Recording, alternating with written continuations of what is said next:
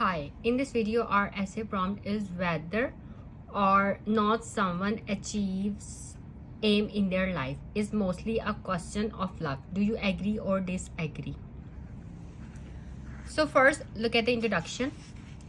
It is true that people work very hard to reach their goals in life, but at the same time it cannot be denied that luck also has a big role to play in achieving the desired success. So I have underlined this statement, achieves aim in their life. So while paraphrasing in introduction, instead of writing this word achieves, we are writing reach. And aim and goals, these are synonyms. Aims, objectives, goals. Okay, so reach their goals in life and achieves aims in their life. These two statements have the same meaning. So this is paraphrasing. This is how you have to write your introduction, by using synonyms or topic related vocabulary words. If you copy paste this exact statement as in the essay prompt, then it would not be good for your band scores. In order to impress the examiner, you have to paraphrase. क्योंकि ये जो introduction है यही first impression है on the examiner. और अगर आप ये कॉपी पेस्ट करेंगे स्टेटमेंट तो एग्जामिनर को पता चल जाएगा कि इनके पास ना रेंज है वोकेबुलरी की, मीन्स एडवांस वोकेबुलरी, सिनोनिम्स और ये कॉलोकेशंस. मतलब उसके ऊपर एग्जामिनर पे यही इंप्रेशन पड़ेगा कि एडवांस इंग्लिश नहीं है इस स्टूडेंट की.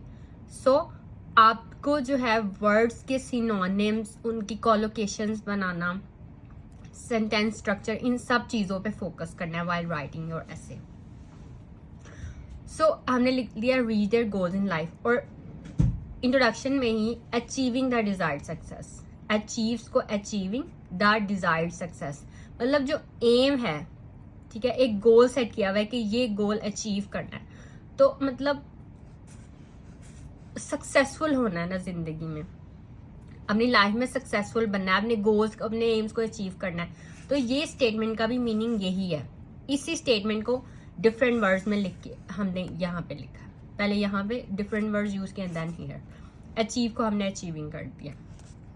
Okay, so this is how you have to paraphrase. Okay, so luck is often the final factor which turns years of hard work into success. Therefore, I agree with the given statement. A number of arguments are around my opinion. So I'm going to agree. Agree, disagree, essay. I'm going to agree. Now I have to write my body paragraphs to support my this opinion. Okay.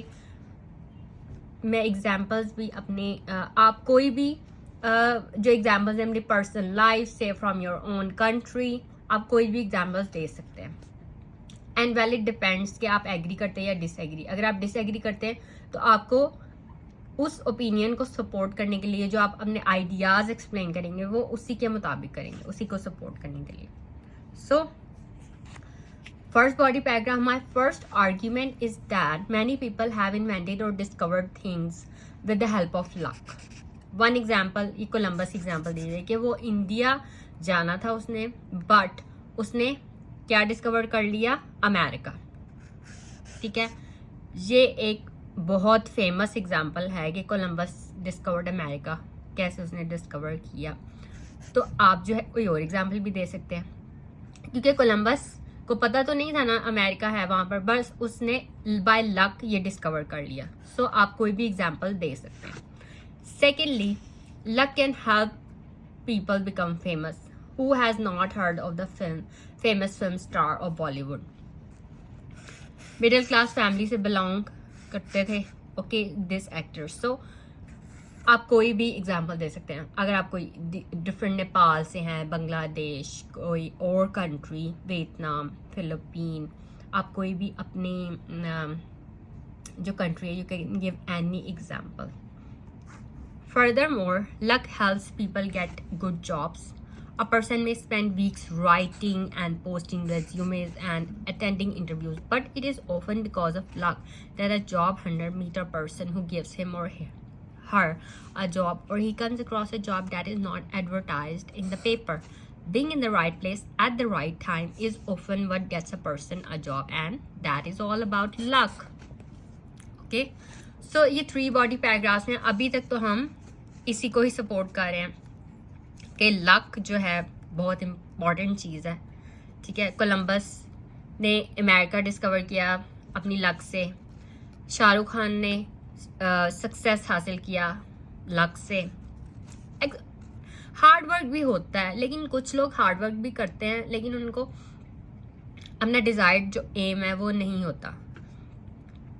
इसलिए hard work भी और साथ luck भी. अगर आपकी luck काम करेगी तो आपके हार्ड वर्क का आपको रिवॉर्ड मिलेगा, वैसे नहीं. Okay, finally some people win lotteries and fulfil their objectives of life.